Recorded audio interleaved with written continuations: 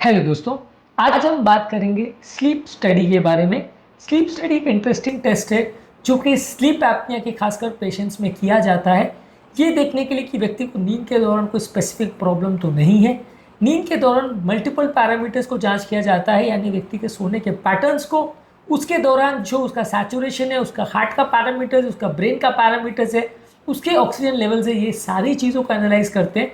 ये एक important test है जिसकी बहुत प्रैक्टिकल इंपॉर्टेंस है। आज हम बात करेंगे ये टेस्ट में हम क्या क्या चीज़ें देखते हैं, क्या क्या चीज़ें एक्सपेक्ट कर सकते हैं और कौन कौन सी बीमारियों में इस स्लीप स्टडी को हम यूज़ करते हैं। टॉपिक इंपॉर्टेंट है इसलिए इसे इन तक देखिएगा। टॉपिक पर जाने से पहले जो लोग हमारे चैनल पर नए हैं उन्हें रिक्वेस्ट करूँगा कि चैनल को सब्सक्राइब करें, वीडियोज़ को लाइक करें, शेयर करें, फॉलो करें, कमेंट करें, पूरा देखिए।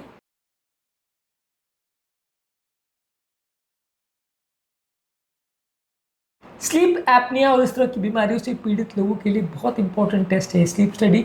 ज़्यादातर इसके बारे में डिटेल्ड वीडियो आपको शायद ही किसी और चैनल पर मिले, इसलिए इस चैनल को और इस वीडियो को ज़रूर देखिएगा। तो चलिए शुरू करते हैं इंपॉर्टेंट वीडियो। सबसे पहले स्लीप स्टडी में क्या कंपोनेंट्स का प्रयोग किया जाता है। जैसा कि हमने समझ लिया कि स्लीप स्टडी एक ऐसी स्टडी है जहाँ पे व्यक्ति को सुलाया जाता है या स्लीप के लिए भेजा जाता है या हॉस्पिटल में रखा जाता है और वहाँ पे उसके स्लीप के पैरामीटर्स देखते हैं। इस दौरान हम करते हैं पेशेंट का इलेक्ट्रोइंसेफेलोग्राम यानी ब्रेन का ईईजी वेव्स को मेजर करते हैं। पेशेंट का करते हैं इलेक्ट्रो ऑक्यूलोग्राम यानी आंखों की वेव्स को या आंखें के मूवमेंट को जज करते हैं। डिफरेंट स्लीप स्टेजेस में उसकी आंखों की मूवमेंट रैपिड हो रही है, नॉन रैपिड हो रही है, तो कौन से टाइप का स्लीप पैटर्न है। उसकी मसल मूवमेंट्स को जज करते हैं, मसल एक्टिविटी को जज करते हैं। उसकी चिन यानी जबड़े की मूवमेंट्स को देखते हैं, उसके हाथ पाँव के मूवमेंट्स को देखते हैं। इससे मूवमेंट डिसऑर्डर्स जो स्लीप के दौरान तो उसमें जज करने में मदद मिलती है। पेशेंट का कार्डियोग्राम करते हैं, हार्ट की एक्टिविटी जज करते हैं। पेशेंट का पल्स ऑक्सीमीटर द्वारा पेशेंट का सैचुरेशन और ऑक्सीजन लेवल्स जो होते हैं उसको जज करते हैं। पेशेंट के रेस्पिरेटरी मूवमेंट को जज करते हैं, यानी पेशेंट के रेस्पिरेटरी पैटर्न्स को देखते हैं और इस पूरे स्लीप की ऑडियो और वीडियो रिकॉर्डिंग करते हैं ताकि स्लीप के दौरान कोई स्पेसिफिक एक्टिविटी वो कर रहा है तो हम कोरिलेट कर सकें उस समय हार्ट रेट और उसका बीपी वर्क कैसा था, वो होश में था नहीं था, ये सारी चीज़ों को जज करने के लिए ये सारे टेस्ट और पैरामीटर स्लीप स्टडी के दौरान चेक किए जाते हैं। स्लीप स्टडी के दौरान कैसे हम प्रिपेयर करते हैं। पेशेंट को यूजली एडवाइस किया जाता है कि वो हॉस्पिटल में आके एडमिट हो जाए, क्योंकि ज़्यादातर हॉस्पिटल में करते हैं, कभी कभार घर पे भी कर सकते हैं। तो उसके लिए लोगों को रिकमेंड किया जाता है कि वो मशीन को कनेक्ट करके सो जाए। इससे पहले वो चाय, कॉफ़ी या अल्कोहल बहुत ज़्यादा नहीं ले।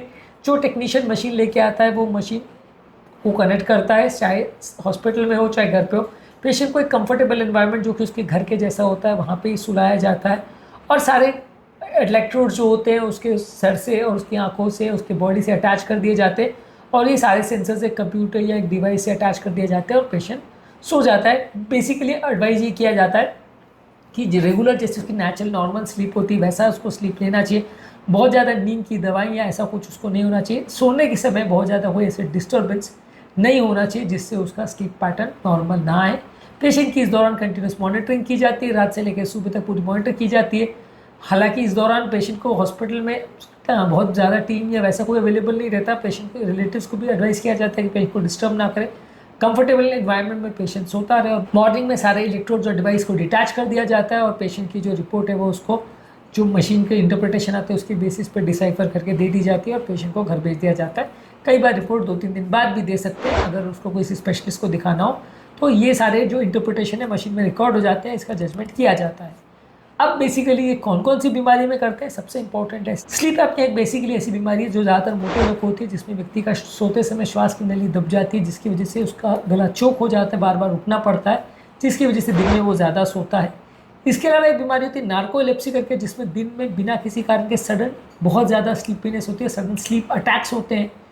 इसके अलावा व्यक्ति को अगर नींद ना आने का प्रॉब्लम है तो स्लीप किस टाइप का उसको प्रॉब्लम है, कौन से तरह का पैटर्न का प्रॉब्लम है, किस समय नींद खुलती है, कब लगती है, ये सारी चीज़ों को इंसोम्निया के पेशेंट्स में जज करने के लिए यूज़ किया जाता है। किसी व्यक्ति को अगर रेस्टलेस लेग सिंड्रोम है तो वहाँ पे अगर सडन अर्ज होता है उसके बॉडी के मूवमेंट का तो वहाँ पे उसको चेक किया जाता है। रेस्टलेस लेग सिंड्रोम वाले पेशेंट में भी इस डिवाइस को यूज़ करते हैं।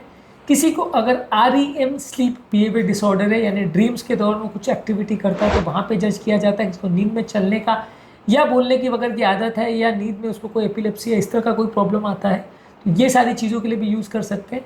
इसके अलावा पीरियोडिक लिम्ब मूवमेंट डिसऑर्डर, अगर किसी को नींद के दौरान को जर्क्स वगैरह आते हैं या क्रैम्पिंग होता है किसी को मसल्स का, तो वैसी चीज़ों में भी इस डिवाइस का प्रयोग किया जाता है। तो बेसिकली बहुत सारे तरह का ये टेस्ट इसमें किया जाता है, बहुत सारी तरह की बीमारियों के लिए जज किया जाता है।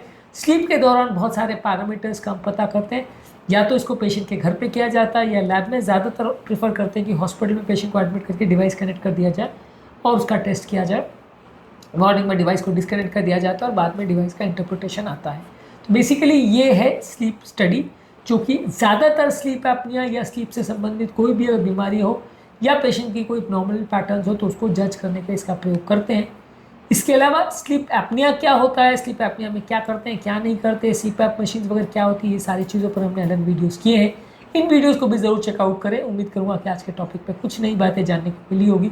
जो लोग हमारे चैनल पर नए हैं उन्हें रिक्वेस्ट करूँगा कि चैनल को सब्सक्राइब करें, वीडियोज़ को लाइक करें, शेयर करें, फॉलो करें, कमेंट करें।